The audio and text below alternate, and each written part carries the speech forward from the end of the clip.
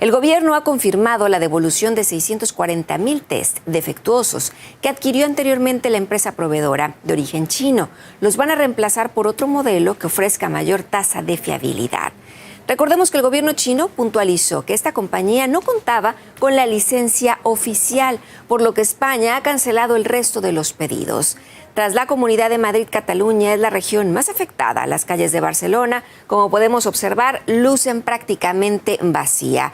Por su parte, Irlanda se une a otros socios europeos y decreta 2 semanas de confinamiento domiciliario. En esa línea, Alemania aumenta sus restricciones hasta el 20 de abril. La Cancillería registra más de 53,000 infectados, casi 400 muertos, una tasa de mortalidad muy baja comparada con algunos otros países. Francia, por ejemplo, cuenta con más de 33,000 casos, casi 2,000 muertos. El primer ministro confirmaba en las últimas horas la extensión del aislamiento hasta el 15 de abril, después de la muerte de una menor de tan solo 16 años por el virus.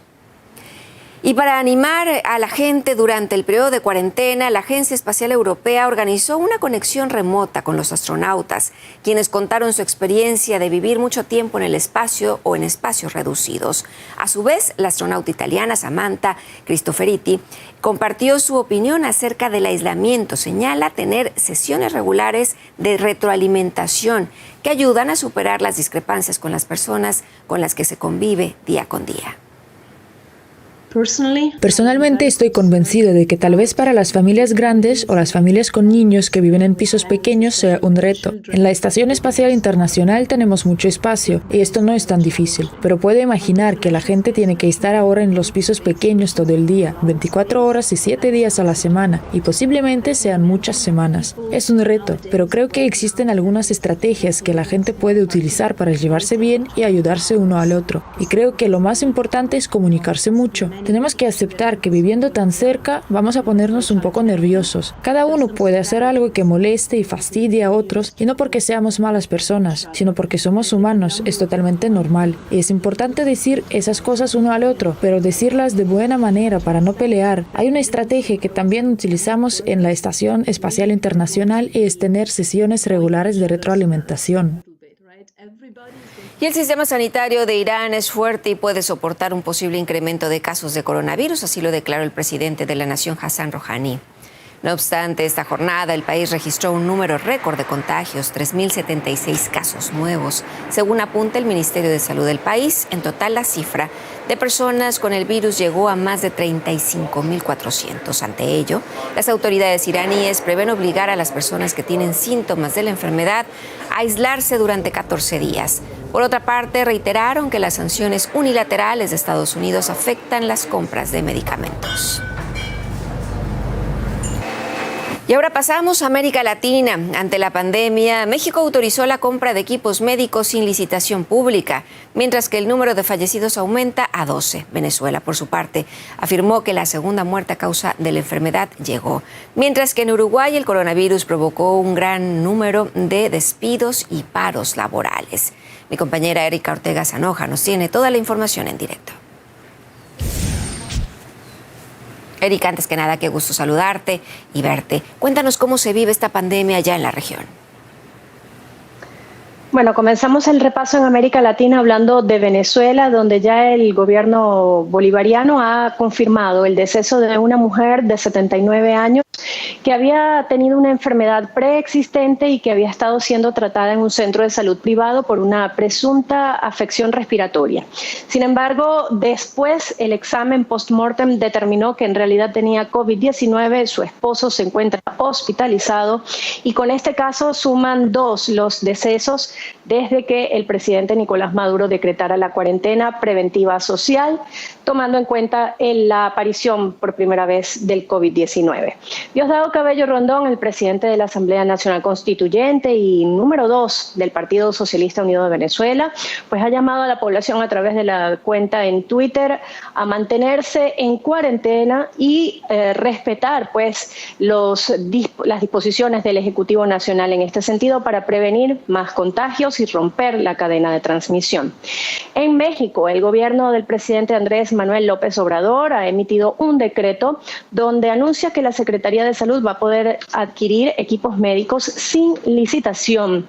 Este decreto también incluye, por ejemplo, que se van a poder usar elementos como auxiliares para hacer frente al COVID. En este sentido, todos los recursos médicos del sector público, social y privado en las zonas afectadas.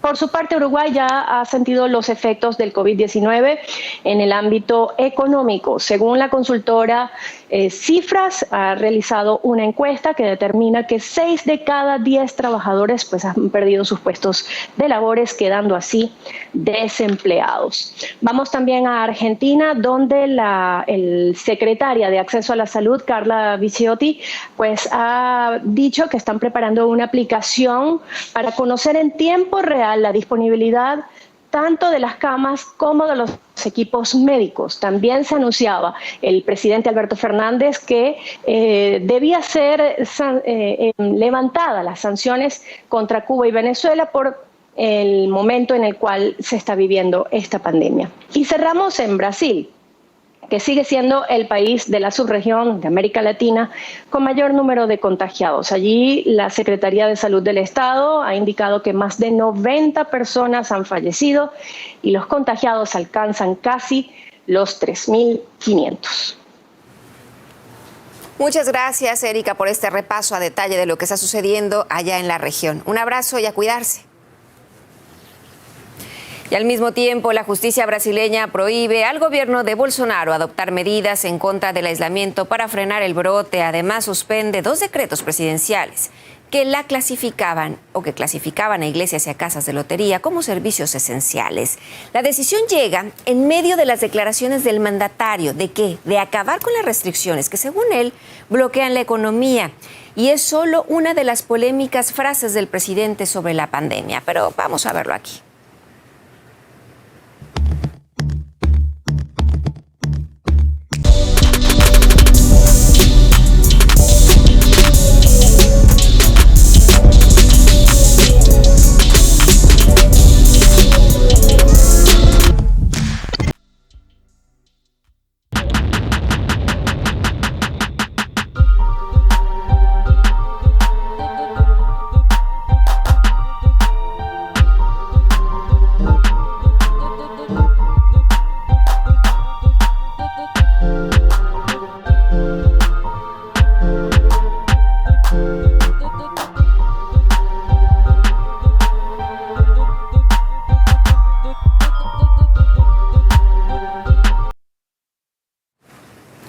Y en Ecuador, a partir de esta jornada, se prohíbe el tránsito del transporte particular por 5 días a la semana.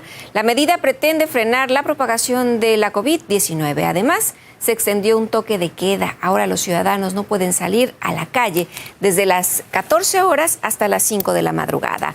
Al mismo tiempo, se agudiza la polémica sobre las imágenes que capturan el abuso por parte de la fuerza policial y militares contra los ciudadanos que violen la cuarentena. La Fiscalía inició una investigación por delitos contra la integridad de personas tras algunos de estos episodios. Para profundizar en el tema, si le parece, vamos a hablar en directo con el abogado y asambleísta Esteban Torres Cobo y con el profesor de la Universidad Central de Ecuador, Jorge Vicente Paladines. Antes que nada, qué gusto verlos a los dos, saludarlos. Y si les parece, empezamos con la primera pregunta y sería para ti, Esteban. ¿Consideras eficaces los métodos que está utilizando la policía para convencer a la ciudadanía de que se quede en casa? Bueno, un saludo a todos los que nos ven. Mis deseos de que esta situación mejore, no solo en el Ecuador, sino en todo el mundo. Yo creo que aquellos videos que se han visto son realmente aislados. Lo que están haciendo las fuerzas del orden, las Fuerzas Armadas y la policía es un trabajo noble de estar en primera fila, intentando aportar en esta situación, buscando que la ciudadanía cumpla con las normas. Lamentablemente en el Ecuador no ha habido un cumplimiento como se esperaba y esperando que esto tampoco se demore tanto, porque los ecuatorianos y los ciudadanos en general necesitan, aunque sea parcialmente, volver a sus actividades productivas, no en 2 meses, no en 3 meses, sino lo antes posible, porque, como bien dijo alguien, no puede ser que la cura sea peor que la enfermedad. Entonces, a la expectativa, pero aquí en Ecuador, más que temas aislados, que por supuesto se tienen que investigar, han hecho un excelente trabajo las fuerzas del orden. Gracias, Esteban. Jorge, hemos visto diferentes videos, imágenes, es decir, no es un rumor, no es una invención, donde se ve cómo se utiliza la fuerza para llevar a ciertos estratos de la sociedad a su casa. No lo vemos en las grandes mansiones, no los vemos en los grandes carros, bajando la policía a los ciudadanos. ¿Tú cómo lo ves? Muchas gracias, muy preocupado también por mi país. Creo que asistimos a la militarización del discurso político. Lenín Moreno aprendió a usar la matriz bélica como una forma de resolver las crisis sociales. El año pasado, frente a las protestas del mes de octubre, la respuesta fue militarización, policialización. Frente a la crisis carcelaria que también se vio el año pasado, la respuesta fue militarización, policialización. Y creo que eso es algo muy peligroso porque se incluye la lógica de la guerra. Y en la lógica de la guerra hay adversarios y enemigos. En la lógica de la guerra hay que aniquilar al adversario. Y me parece que esta no es una guerra. Por el contrario, es la antítesis de una guerra. Aquí no se trata de enemigos, aquí no hay nada identitario. Y en este caso, el comportamiento negativo de las agencias de seguridad, de la policía, de las Fuerzas Armadas, concretamente en el estado de excepción, en los toques de queda, dan mucho que decir del rol del gobierno y del Estado. Me parece que la superioridad ética del Estado tiene que ser por sobre todo los derechos humanos, sin miramientos de que exista o no un estado de excepción. Tiene que imponerse la ética de los derechos humanos sobre cualquier comportamiento indebido de las agencias de seguridad. De lo contrario, no solamente se ha militarizado la vida pública, se militariza la política y se militariza también la vida ciudadana, lo cual nos aproximaría a décadas que entenderíamos están ya superadas. Gracias, Jorge. Esteban, tú ves también estas imágenes de las cuales pues han circulado en las redes sociales y ¿consideras que es adecuado que de esta forma actúen la fuerza del orden? Bueno, hay que evaluar también las imágenes. Hay un intento de desestabilización no solo del gobierno, sino de la situación económica del Ecuador, de algunos grupos que vienen incluso del extranjero y que se ha demostrado con las últimas investigaciones de inteligencia. Sin embargo, como yo les digo, cualquier exceso, cualquier tema está de más, se tiene que investigar, pero no ha sido ese el rol aquí de las Fuerzas Armadas, de la Policía Nacional.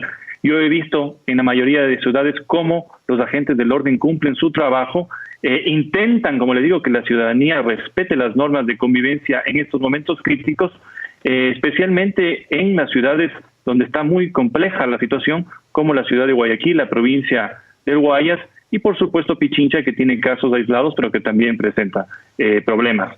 En todo caso, yo creo que el rol del Estado aquí, nos guste o no nos guste el gobierno, yo no soy precisamente un fan de quienes nos gobiernan, tiene que ser apoyado, tiene por supuesto que ser fiscalizado, en eso está también la Asamblea Nacional a su debido tiempo, pero aquí tenemos todos que juntar los esfuerzos porque atacar al gobierno por atacarlo no nos ayudará en absolutamente nada. Yo creo que tenemos todos que trabajar mancomunadamente, lograr que esta situación lo antes posible termine para volver a trabajar. Este es un denominador común del gobierno de Lenín Moreno. No se trata de una situación aislada. El denominador común es que la respuesta frente a cualquier crisis social es militarizar y policial. Y este es un enfoque que me parece que tiene que ser cambiado. Es un pésimo enfoque político. Nosotros no tenemos un Estado social que ahora responda por la grave crisis que está viviendo el Ecuador. Y frente a eso, la respuesta que tiene el gobierno es militarizar y policializar. No es algo mínimo, es un denominador común que me parece que tenemos que superarlo políticamente, que tiene que ser vigilado ciudadanamente, que no puede convertirse en un estado de excepción permanente, porque estas violaciones a los derechos humanos que están en el marco de algo que nosotros podríamos superarlo como una pandemia, que debemos además unir todas las fuerzas para atravesar los difíciles momentos que está sucediendo, sobre todo en la provincia del Guayas, se convierten, insisto, en un denominador común. Se trata de invertir la fórmula. no es esa fórmula de quédate en casa para proteger a los demás, sino protege a los demás para que te protejas a uno mismo. Y proteger a uno demás significa más Estado social. Me da la impresión que el Ecuador no tiene un Estado social. Me da la impresión que el Ecuador tiene un Estado gendarme, un Estado policial, un Estado que ha privilegiado el Estado de las medidas sobre el Estado de derechos. Ahí las deficiencias del sector salud, ahí las fortalezas de las agencias de seguridad. Y si ponemos o hacemos comparaciones de sueldos, de inversiones, tenemos ahora serios problemas incluso en los sectores de salud, en los sectores de educación. Hay 3 ejes que no se pueden descartar: el eje social, el eje laboral, el eje educativo. Ecuador es un país que depende de las grandes potencias hoy en día para saber cuál tiene la cura del coronavirus. No es un país que puede desarrollar su propia ciencia y tecnología. Eso significa que ha tenido menos inversión en educación. Y la respuesta está en las políticas de Lenín Moreno, en las políticas neoliberales de Lenín Moreno, que ha desinvertido en educación. Pregúntenle a los rectores de las universidades Central, al rector de la Universidad de Cuenca, o incluso el sector salud, cómo el año pasado tuvimos que asistir a un espectáculo vergonzoso de ver casi expulsar a los ciudadanos y a los médicos cubanos. ¿Con qué cara Lenín Moreno podría pedirle a Cuba que le preste sus médicos para poder solventar esta crisis, cuando el año pasado los echaron a los médicos cubanos? ¿Cómo pedimos solidaridad en estos momentos, cuando tenemos un Estado social débil y en su lugar se ha impuesto un Estado gendarme? Esa premisa no es un dato menor, es un dato que fundamentalmente tenemos que cambiarlo en la política o en la forma de hacer política en el Ecuador. Y me parece que la respuesta que nuevamente Lenín Moreno y su gobierno está dando es la respuesta de un Estado gendarme, al punto que son las agencias o los representantes de las agencias de seguridad los que tienen que dar respuestas en materia de salud. Es decir, el encargado o la representante del Ministerio de Policía, del Ministerio de Gobierno, del Interior, como quieran llamarle, asume la vocería de salud. El encargado del Ministerio de Guerra o el Ministerio de Defensa asume la vocería de las cuestiones que están pasando en la provincia del Guayas. Ese no es un dato menor, me parece que es un denominador común que tenemos que cambiarlo, tiene que resolverse políticamente y que la ciudadanía tiene que estar vigilante. Luego podemos ver los problemas culturales, por supuesto. Una ciudadanía que aplaude, por un lado, a médicos, pero 2 minutos después también aplaude esta forma de estigmatización sobre ciudadanos en las calles, que son crudas formas de violaciones a los derechos humanos. Ciudadanos estigmatizados y además imágenes que muestran especialmente a ciudadanos de barrios populares, de barrios pobres. Me parece que es muy cómodo decirlo desde el balcón o desde una refrigeradora llena de alimentos, sí, que ellos tienen que cuidarse. No, me parece que también hay un elemento muy importante que es difícil para ciudadanos o para pobladores de los sectores populares de la costa ecuatoriana y de Guayaquil concretamente quedarse en casa si tienen que resolver sus cuestiones alimenticias. Es el mensaje que se está mandando en las redes. Ahora, Esteban, yo te preguntaría, si nos vamos a la parte, nos están viendo en toda América Latina, entonces, para ir entendiendo cómo está funcionando en Ecuador, yo salgo de casa, rompo la cuarentena, el toque de queda y demás. ¿Qué pasa conmigo? ¿Hasta dónde llega la parte legal? Es decir, ¿se me va a levantar una querella? ¿Se me va a decir que regrese a casa? ¿O me van a llevar a algún lugar, tipo separos en la policía? ¿Cómo es o cómo funciona allá? Bueno, yo creo que mi interlocutor está hablando, veo desde Bremen, Alemania, yo estoy aquí en Ambato, en Ecuador. La realidad que menciona no es la que se vive acá. El tema de sanciones para aquellos que violen las disposiciones del gobierno van desde una sanción económica de $100, un salario básico alrededor de los $400, y en último caso ya una detención que por la situación debería darse posteriormente a que superemos esta pandemia, como pasa en todos los países. Yo creo que en este momento, y yo les he dicho, yo no tengo confianza en el buen manejo de este gobierno, pero no me queda otra opción que darle el apoyo, esperar que se haga todo lo mejor, porque ellos son los que cuentan con la información de primera mano, porque mi preocupación es que este encierro, este aislamiento se prolongue por más de un mes. Ecuador no es un país, no es una potencia económica como Alemania, como Estados Unidos, con reservas económicas para aguantar lo que está pasando.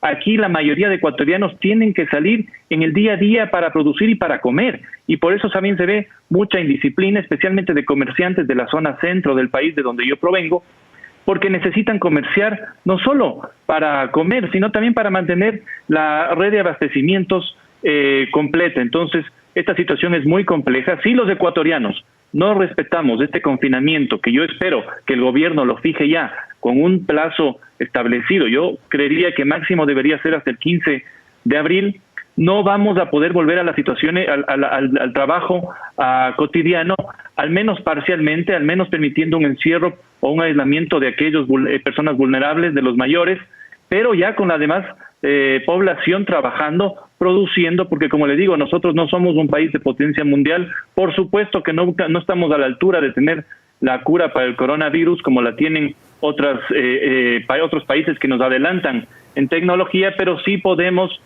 sobrevivir. Nosotros tenemos en este momento que sobrevivir y esperar que también el mundo en general empiece nuevamente a girar, al menos parcialmente, en las próximas semanas, porque este confinamiento no solo es un tema de salud complicado, sino fundamentalmente es un problema económico del que no saldremos en estas semanas, en estos meses y probablemente en algunos años.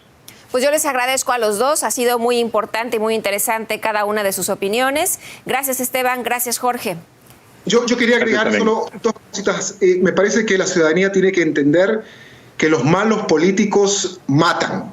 Y los malos políticos no matan solamente porque empuñen sus armas contra el pueblo, sino porque los dejan morir. Y dejarlos morir es no garantizarles las condiciones salubrísticas para que puedan salvar sus vidas. Hoy el escenario en Guayaquil es lamentablemente el espectáculo de un verdadero infierno. Mi abrazo para ellos. No hay que estar cerca para ser indolentes.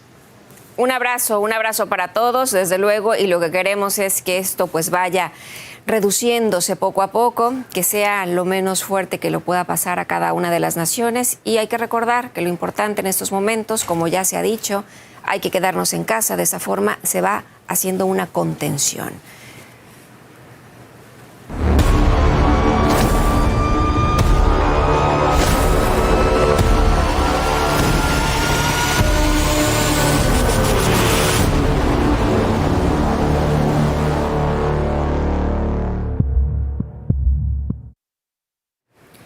En Rusia se registran 228 nuevos casos de COVID-19 en las últimas 24 horas, la mayoría de ellos en Moscú. De esta manera, el número total de infectados asciende a más de 1.264. Desde la Organización Mundial de la Salud estiman que el país eslavo está preparado para combatir la pandemia. Por su parte, la Agencia Federal Rusa Médico-Biológica presentó un fármaco para la terapia de la infección del coronavirus. Es basado en un medicamento contra la malaria. En opinión del destacado pediatra y cirujano ruso Leonid Roshal, Rusia va por delante con sus medidas y aún tiene tiempo para prevenir la propagación.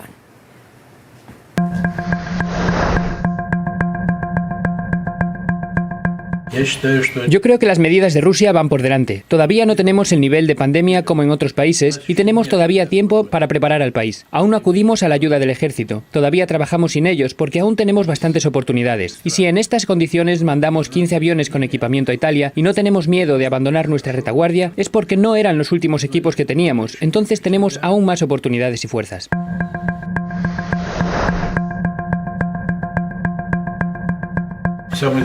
La lección más importante de esta situación: hay que reestructurar el sistema de salud pública. Lo dije en reiteradas ocasiones sobre la optimización del sistema de salud en los últimos años. La reducción de camas y de plantilla no fueron oportunos y lo entendemos ahora. Debemos estar preparados para las catástrofes y pandemias. Debemos estar preparados en caso de atentados. Debemos estar preparados para todo. Y en primer lugar, debe estar preparado el sistema de salud pública. Y en otras medidas, Rusia también prevé restringir el paso en puntos fronterizos ferroviarios para automóviles a partir del 30 de marzo, mientras los especialistas rusos en Italia empezaron labores de desinfección de instalaciones de salud en la provincia de Lombardía. El equipo consta de epidemiólogos y militares especializados en protección química, biológica y nuclear. En total, son más de 1.500 metros cuadrados los que logró desinfectar. Además, limpiaron con reagentes especiales las vías de llegada hacia las instalaciones. Para este tipo de labores utilizan equipos móviles de desinfección en aerosol. Desde el Ministerio de la Defensa de Rusia informan que los especialistas cuentan con la maquinaria necesaria para hacer este trabajo en los edificios, medios de transporte, asfalto. Un especialista ruso desde el terreno detalla cómo realizan sus labores. En esta etapa realizamos la desinfección 4x4 para que después la gente pueda entrar en estas habitaciones sin ningún riesgo para la vida y la salud.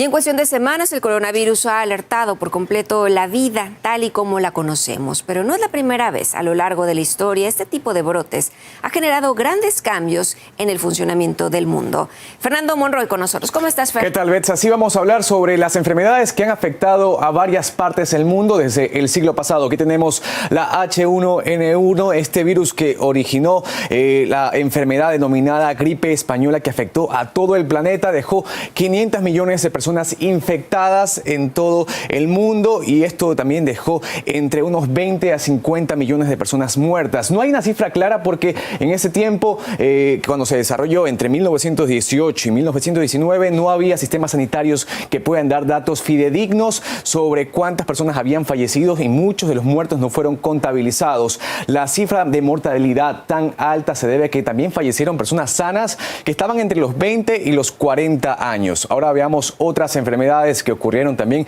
en el siglo pasado y que fueron consideradas como una pandemia por parte de la OMS. En este caso son pandemias leves, dijo la OMS. Tenemos la influencia H2N2 que se desarrolló entre 1957 a 1958. Dejó entre 1 y 4 millones de personas muertas con una tasa de mortalidad de alrededor del 0,2%. Pasaron 10 años y esta influenza desapareció y desencadenó en un subtipo que se trata de la influenza H3N2. Las cifras son parecidas, más de 1 millón de personas, entre 1 y 4 millones de personas fallecidas y también la mortalidad muy similar a la anterior, pero había un alto nivel de contagio, Betsa. Ahora, acá hablábamos de hace ya muchos años, pero en la historia reciente o moderna también hay grandes enfermedades. Exactamente, y hay que profundizar en una que llama bastante la atención. Se trata de la gripe aviar originada por el virus H5N1. Se dio entre 2003 y 2008. Infectó a 436 personas y dejó 262 personas muertas. Esta gripe aviar afectó a poblaciones que trabajaban con aves, por ejemplo, sobre todo a ciudadanos, niños y también jóvenes que estaban en contacto directo con aves infectadas. Como vemos, la tasa de mortalidad es bastante alta, de un 60%. Ahora veamos la gripe porcina que se dio entre 2009 y 2010, que dejó infectadas a más de 700 millones de personas. Y en cuanto a los muertos, puede llegar la cifra a 575,000 personas fallecidas. Ahora veamos otra enfermedad que es respiratoria y también que llama bastante la atención, puesto que es bastante mortífera. Se trata del ébola, que tiene, por ejemplo, documentados brotes desde 1973, pero los más fuertes sin duda fueron entre 2014 y 2016, infectando a más de 28,000 personas y dejando más de 11,000 muertos. Esta enfermedad afectó principalmente a países como Guinea, Sierra Leona, Liberia, Nigeria y luego a países como Italia, España y Estados Unidos. Veamos ahora enfermedades respiratorias que luego han afectado también a todo el mundo. Se trata del SARS, que se dio entre el 2002 y 2003. Infectó a más de 8,000 ciudadanos, dejando 774 muertos con una tasa de mortalidad del 9,6%. Es bastante fuerte esta tasa de mortalidad también. En cuanto al MERS, se trata de una influenza que se dio principalmente en los países de Medio Oriente, dejando infectados a más de 2,500 personas. Y en cuanto a los muertos, muchos más altos que el SARS de 919. Es así como se ha desarrollado, ahí los números. ¿no? Muchas gracias, Fernando. Hacemos una pausa.